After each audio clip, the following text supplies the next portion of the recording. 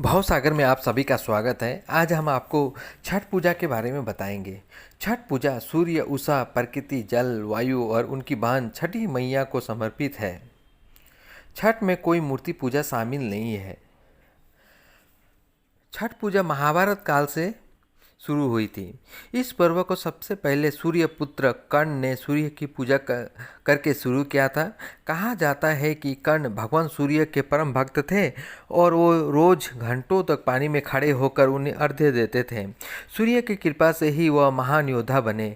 आज भी छठ में अर्घ्य दान की यही परंपरा प्रचलित है। सूर्योपासना का पर्व छठ भारत ही नहीं पूरी दुनिया में मनाया जाने लगा है। मूलतः सूर्य षष्ठी व्रत होने के कारण इसे छठ कहा गया है। यह पर्व वर्ष में 2 बार मनाया जाता है। पहली बार चैत्र में और दूसरी बार कार्तिक मास में। चैत्र शुक्ल पक्ष षष्ठी पर मनाए जाने वाले छठ पर्व को चैती छठ व कार्तिक शुक्ल पक्ष षष्ठी पर मनाए जाने वाले पर्व को कार्तिकी छठ कहा जाता है। पारिवारिक सुख, समृद्धि और मनोवांछित फल प्राप्ति के लिए यह पर्व मनाया जाता है। इस पर्व को स्त्री और पुरुष समान रूप से मनाते हैं। छठ व्रत के संबंध में अनेक कथाएं प्रचलित हैं। उनमें से एक कथा के अनुसार जब पांडव अपना सारा राजपाट जुए में हार गए तब द्रौपदी ने छठ व्रत रखा। तब उसकी मनोकामनाएं पूरी हुई तथा पांडवों को राजपाट वापस मिल गया। लोक परंपरा के अनुसार सूर्यदेव और छठी मैया का संबंध भाई बहन का है। लोक मार्तिका षष्ठी की पहली पूजा सूर्य ने ही की थी। इस कारण नाम रखा गया छठ।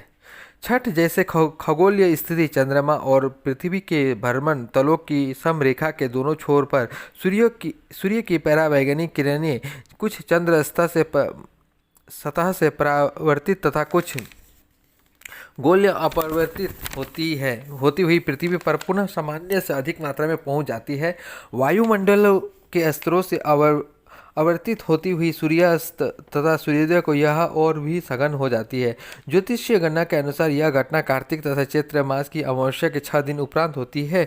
ज्योतिषीय गणना पर आधारित होने के कारण इसका नाम और कुछ नहीं बल्कि छठ पर्व ही रखा गया है। छठ पर्व किस प्रकार मनाते हैं?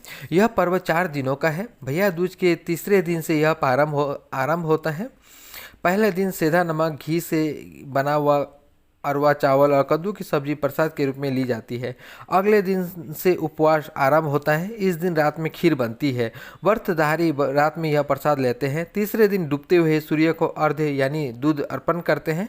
इनमें पवित्र स्नान, उपवास और पीने की पानी वीरता से दूर रहना, लंबे समय तक पानी में खड़े रहना और प्रसाद प्रार्थना और अर्घ्य देना शामिल है। परिवर्तिन नामक मुख्य उपासक संस्कृत पर्व जिसका मतलब अवसर या त्यौहार आमतौर पर महिलाएं होती है। हालांकि बड़ी संख्या में पुरुष इस उत्सव का भी पालन करते हैं क्योंकि छठ लिंग विशिष्ट त्यौहार नहीं है। छठ महापर्व के व्रत को स्त्री, पुरुष, बूढ़े, जवान सभी लोग करते हैं। कुछ भक्त नदी के किनारों के लिए सिर के रूप में एक प्रोस्टेशन मार्च में भी करते हैं। अंतिम दिन उगते हुए सूर्य को अर्घ्य चढ़ाते हैं। इस पूजा में पवित्रता का ध्यान रखा जाता है। लहसुन प्याज वर्ज्य है।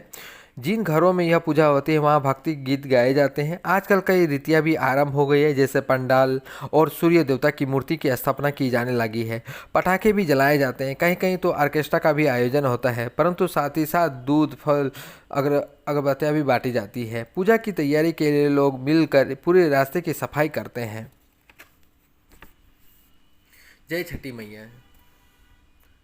धन्यवाद।